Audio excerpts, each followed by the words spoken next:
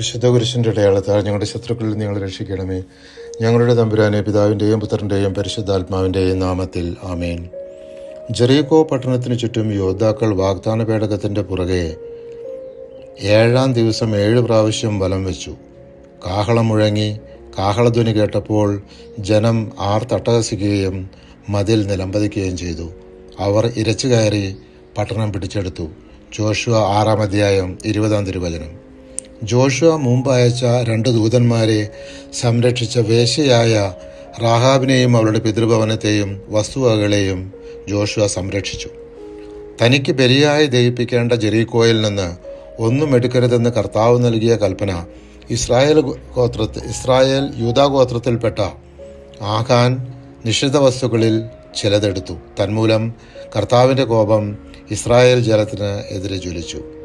Joshua നിർദ്ദേശിച്ച പ്രകാരം 3000 യോദ്ധാക്കൾ ആയി പട്ടണം പിടിച്ചെടുക്കാൻ പോയപ്പോൾ അവർക്ക് തോറ്റു പിന്മാറേണ്ടി വന്നു. ജോഷുവ കർത്താവിൻ്റെ വാഗ്ദാന പേടകത്തിന് മുന്നിൽ കമിഴ്ന്നു വീണ് പ്രാർത്ഥിച്ചു. കർത്താവ് അരുളി ചെയ്തു, ഇസ്രായേൽ പാപം ചെയ്തിരിക്കുന്നു.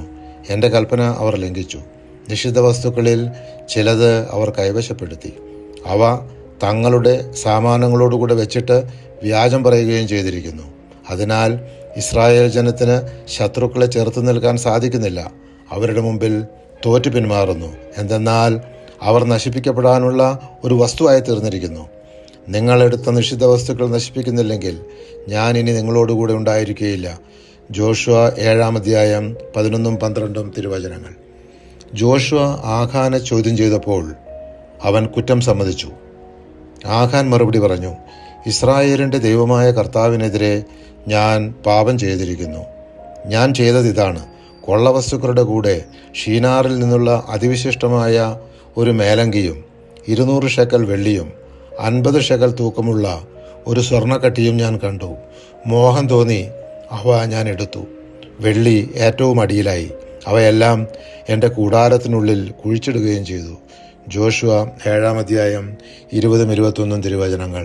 പരിശുദ്ധാത്മാവെ, തിരുവചനത്തിൻ്റെ അനന്തശക്തിയാൽ ആത്മാവിൻ്റെ ഫലങ്ങളും ദാനങ്ങളും നൽകി തീക്ഷ്ണതയാൽ ഞങ്ങളെ ജ്വലിപ്പിക്കണമേ. ആമേൻ.